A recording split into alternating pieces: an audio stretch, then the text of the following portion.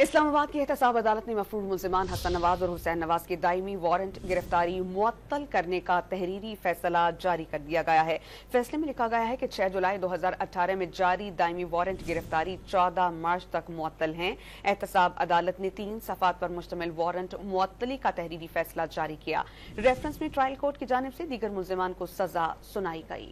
मज़ीद तफसीलात जानते हैं डॉन न्यूज़ के नुमाइंदे उमर बढ़नी से। उमर, क्या तफसीलात हैं, आगाह कीजिएगा।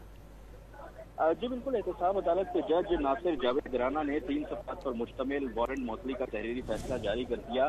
फैसले में कहा गया है कि रेफरेंस में ट्रायल कोर्ट की जानिब से दीगर मुल्जिमान को सजा सुनाई गई। इस्लामाबाद हाई कोर्ट ने दीगर मुल्जिमान की सजा के खिलाफ अपीलें मंजूर करते हुए उन्हें बरी कर दिया। इख्तियारी करार दिए गए मुल्जिमान अदालत में पेश होकर सरेंडर करना चाहते हैं, लिहाजा मुल्जिमान के 6 जुलाई 2018 को जारी दायमी वारंट गिरफ्तारी 14 मार्च तक के लिए मुअत्तल किए जाते हैं। दोनों मुल्जिमान 14 मार्च तक अदालत पेश होकर सरेंडर करें। अगर वो सरेंडर नहीं करते तो फिर कानून जो है वो हरकत में आएगा। जी उमर, हमें तफसीलात से आगाह कर रहे थे। उमर, आपका शुक्रिया।